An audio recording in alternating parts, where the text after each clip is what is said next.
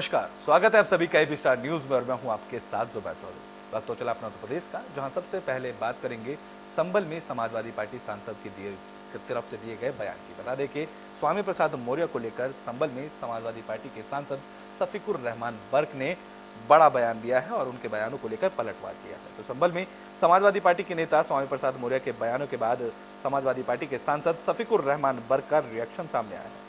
पूरे बयान के बाद सियासत गर्मा गई है। अब उन्हीं की पार्टी के मुखिया अखिलेश यादव ने भी बीते दिनों चुप्पी तोड़ी है, जिसमें उन्होंने कहा कि किसी भी धर्म के बारे में बोलने का हक स्वामी प्रसाद मौर्य को नहीं। दरअसल समाजवादी पार्टी के नेता अपने विवादित बयान को लेकर एक बार फिर से सुर्खियों में है। समाजवादी पार्टी के नेता स्वामी प्रसाद मौर्य ने सोमवार को सोशल मीडिया साइट पर एक विवादित बयान दिया था। उन्होंने कहा था कि दुनिया में किसी भी नस्ल और जाति के 2 हाथ वाले बच्चे पैदा होते हैं तो 4 हाथ वाली लक्ष्मी कैसे पैदा हो गई। अगर आपको पूजा करनी है तो आप अपनी पत्नी की पूजा करिए, जो कि पूरी निष्ठा से आपके पूरे परिवार का देखभाल करती हैं। तो वही समाजवादी पार्टी के सांसद शफीकुर रहमान बर्क ने उनका बयानों का पलटवार किया। उन्होंने कहा कि स्वामी प्रसाद मौर्य ने गलत टिप्पणी की है। किसी को भी किसी के धर्म पर विवादित बयान देने का कोई अधिकार नहीं है। किसी को भी टैग करना चाहिए, ना कि मजहबी मामले में किसी की दखल देनी चाहिए। ये तो ठीक है, किसी के धर्म को लेकर कुछ नहीं कहना चाहिए, किसी धर्म पर अटैक नहीं करना चाहिए। वही धार्मिक मामले धर्म के लोग जाने, उस धर्म के लोग जाने, हम उसमें क्यों दखल दें। ये नहीं होना चाहिए। ये सबके ये किसी की जाति राय कुछ भी हो सकती है हो। तो बुलेटिन में बात कर लेते हैं बागपत की, जहां ब्राह्मण समाज के लोगों ने प्रदर्शन किया है। बता दें कि अपनी 4 सूत्रीय मांगों को लेकर ब्राह्मण समाज के लोग प्रदर्शन करते नजर आए। तो बागपत के कलेक्ट्रेट में लोक मंच पर ब्राह्मण समाज के लोगों ने धरना प्रदर्शन किया। बता दें कि अपनी 4 सूत्रीय मांगों को लेकर ब्राह्मण समाज के लोगों ने लोक मंच पर धरना दिया। 1 दिवसीय धरना प्रदर्शन में बागपत के डीएम जितेंद्र प्रताप सिंह को महामहिम राष्ट्रपति के नाम ज्ञापन भी सौंपा गया।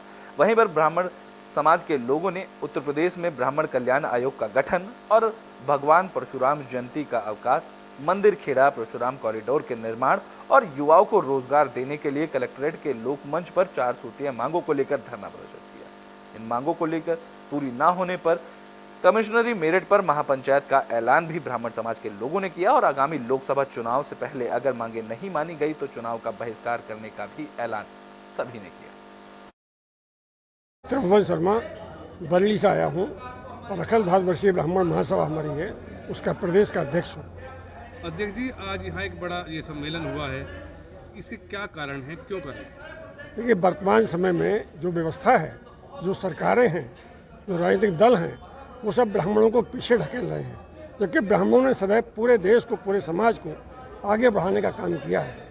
इसलिए जो हमारे लोगों को लग रहा है कि हमारे संग बराबर अन्याय हो रहा है, हमारे युवाओं के साथ भेदभाव हो रहा है, तो ये सब भेदभाव ना हो, अन्याय रुके, ये जन जागरण के लिए कुछ मांगों के साथ हमने धरना यहाँ आयोजित किया है, जिसमें हमारी प्रमुख मांग है कि ब्राह्मण कल्याण आयोग का गठन हो। कि आज की बैठक का निर्णय ये है कि अभी हम सब समाज के लोग यहाँ इकट्ठा जो हुए हैं, अब हम अगला हमारा जो कदम होगा वो ये है कि हम क्रांतिधारा मेरठ में कमिश्नरी का घेराव किया जाएगा और हम कमिश्नर महोदया के माध्यम से अपनी बात माननीय प्रधानमंत्री जी और मुख्यमंत्री जी तक पहुंचाने का कार्य करेंगे। और ये धरना कितने दिन चलेगा इसका अभी कोई निर्णय नहीं है, अनिश्चित। तो बुलेटिन बात कर लेते हैं ग्रेटर नोएडा की, जहां किसानों का हल्ला बोल देखने को मिला है। बता दें 2 गांवों की जमीनों को लेकर किसानों ने प्रदर्शन किया। तो ग्रेटर नोएडा में गौतम बुद्ध नगर के 2 गांवों की जमीनों को लेकर किसानों ने गौतम बुद्ध नगर के जिलाधिकारी कार्यालय पर प्रदर्शन किया। किसानों ने जिलाधिकारी से विवाद को समाप्त करने की मांग की। दरअसल सोलड़ा और पहरुका गांव के किसान डीएम कार्यालय पहुंचे। दोनों गांव के किसानों का आरोप है कि फलेदा गांव में दोनों गांव के किसानों की 1108 एकड़ जमीन, जिसका रिकॉर्ड हरियाणा के दस्तावेजों में दर्ज है, इस जमीन को हाईकोर्ट ने जमीन चिन्हित कर विवाद समाप्त करने का आदेश दिया था। लेकिन गौतम बुद्ध नगर प्रशासन जमीन को राजेश्वर रिकॉर्ड पर दर्ज नहीं करा रहा है। किसानों ने हरियाणा सरकार की जमीन को राजेश्वर रिकॉर्ड में दर्ज कराने की मांग की। तो वहीं अधिकारियों का कहना है कि डीएम कोर्ट में पुनर्विचार अपील कर सुनवाई होगी। सुनवाई के दौरान तथ्यों के आधार पर ही जमीन का फैसला लिया जाएगा। हमारी समस्या ये जी, हमारा गांव सोललो है और सोलले गांव से हमारी ज़मीन जो है यूपी में कट के आ गई। सन 39-40 थे और पहले थे ही है जी। मेरा जन्म है 41 को, 13/11/41 की पैदाश है मेरी 16 की है जी।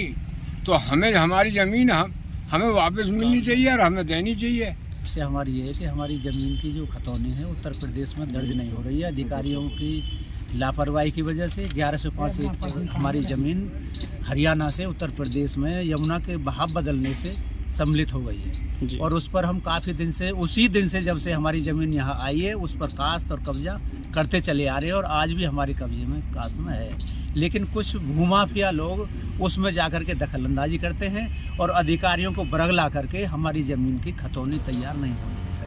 हमारी समस्या बात कर लेते हैं शाहजहांपुर की, जहां कार्यशाला का आयोजन किया गया। इस कार्यशाला में बच्चों को सोशल मीडिया के प्रति जागरूक किया गया।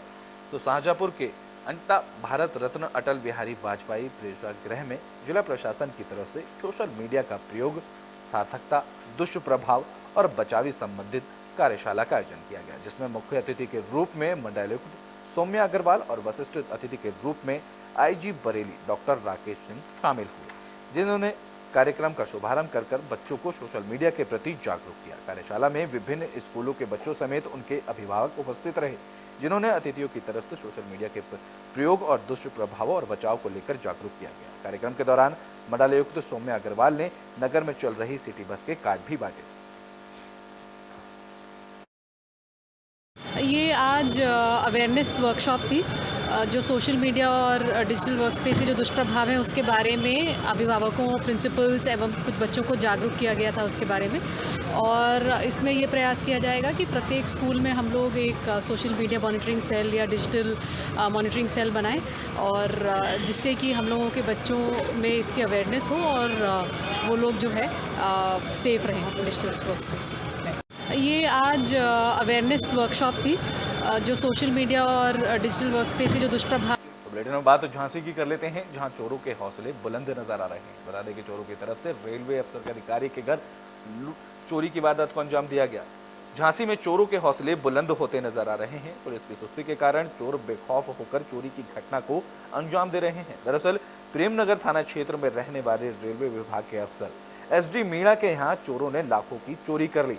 पीड़ित रेलवे अफसर एसडी मीणा का कहना है कि उनके यहाँ से करीबन 4 लाख रुपए की चोरी हुई है। चोरी होने के बाद पुलिस की सुरक्षा व्यवस्था पर भी अब कई सवाल खड़े हो रहे हैं।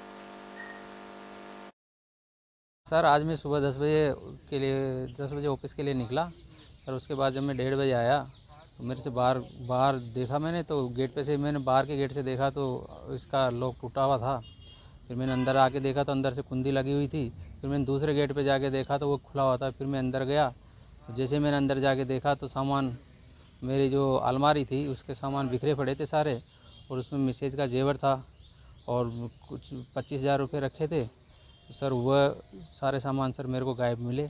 जो पर्स वगैरह थे सब, कुछ डॉक्यूमेंट्स भी थे सर मेरे, उनमें से कुछ एक सर बैंक की डायरी और मेरे जो आधार कार्ड थे सर, वो मेरे को सर उसमें मिसिंग मिले हैं सर आज मैं सुबह 10 बजे के लिए। तो बुलेटिन में बात झांसी की कर लेते हैं, जहां पुलिस और बदमाश के बीच मुठभेड़ हुई। इस एनकाउंटर में एक इनामी बदमाश को पुलिस ने ढेर कर दिया। तो झांसी में यूपी एसटीएफ और पुलिस की संयुक्त कार्रवाई के दौरान बदमाश राशिद कालिया मारा गया। मुठभेड़ के दौरान आरोपी पुलिस की गोली लगने से घायल हुआ, जिसे उसके बाद गंभीर हालत में अस्पताल ले जाया गया, जहां डॉक्टरों ने उसे मृत घोषित कर दिया। आरोपी बदमाश राशिद कालिया पर पिंटू सेंगर की हत्या का आरोप है। पिंटू सेंगर वही शख्स था जिसने बहुजन समाज पार्टी की मुखिया और यूपी की पूर्ववर्ती सीएम मायावती को चांद पर जमीन लेकर दी थी। एसटीएफ ने बताया कि पिंटू सेंगर हत्याकांड का आरोपी राशिद कालिया पर करीबन 1,25,000 रुपए का इनाम घोषित था। अब पुलिस ने एनकाउंटर में उसको ढेर कर दिया। सर जो गनशॉट वाला पेशेंट आया है वो हमारे पास ब्रॉड डेड अवस्था में आया है, जिसको एसआई ओमवीर सिंह लाए हैं यहाँ पे, जिसको ईसीजी करने के पश्चात उसको मृत घोषित कर दिया गया एवं पोस्टमार्टम के लिए बॉडी को मर्चरी भेज दिया गया है। क्या नाम है उसका? उसका नाम है राशिद। और तो बुलेटिन में बात कर लेते हैं फिरोजाबाद की, जहां भी पुलिस और बदमाशों के बीच मुठभेड़ हुई। इस दौरान पुलिस ने एक बदमाश को गिरफ्तार कर लिया।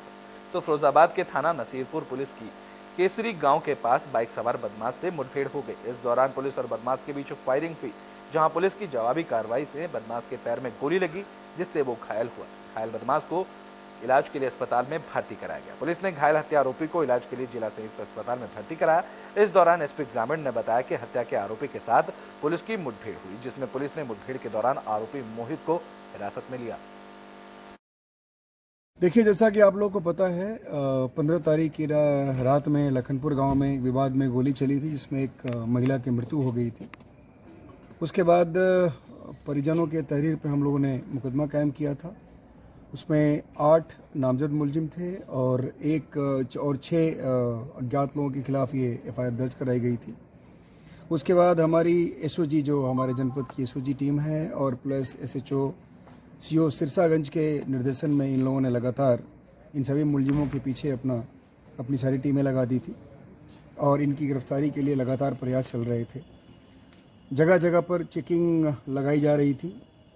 आज यहाँ पे केसरी पुलिया के पास शाम के समय चेकिंग कर रहे थे, जब ये SOG की टीम और थाना नसीरपुर के SHO, उसी समय एक TVS बाइक से एक व्यक्ति आ रहा था और जब उस हमारी चेकिंग को टीम को देखा तो उसके बाद से वहाँ से वो वापस भागने लगा।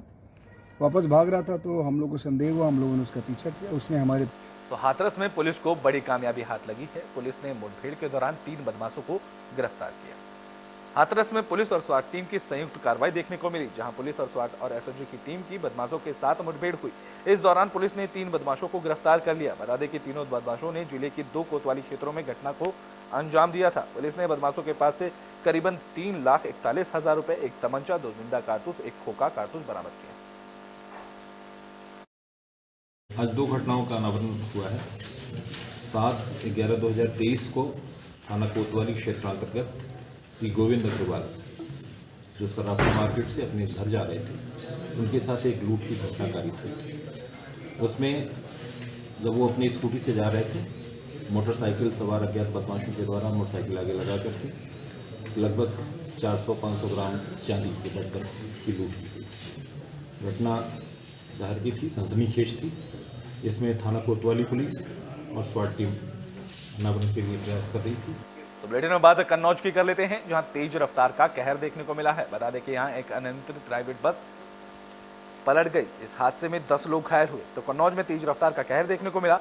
यहाँ एक तेज रफ्तार प्राइवेट बस अनियंत्रित होकर पलट गई। बता दें कि हादसा तिरवा के बनियापुरवा गांव के पास हुआ।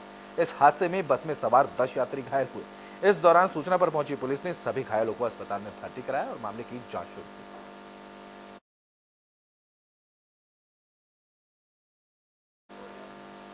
बुलेटिन के आखिरी में बात देवरिया की कर लेते हैं, जहां से हादसे की खबर सामने आई। बता दें कि यहां सामुदायिक स्वास्थ्य केंद्र के पास एक ट्रांसफार्मर में आग लग गई, जिसके बाद लोगों ने कड़ी मशक्कतों के बाद आग पर काबू पाया।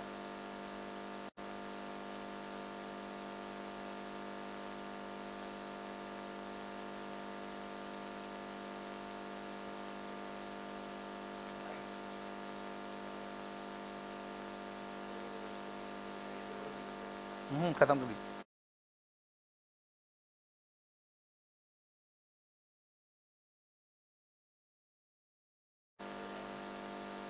तो यूपी के बुलेटिन अपना उत्तर प्रदेश में भी के लिए बस इतना ही। देश और दुनिया की तमाम खबरों के लिए देखते रहें एबी स्टार।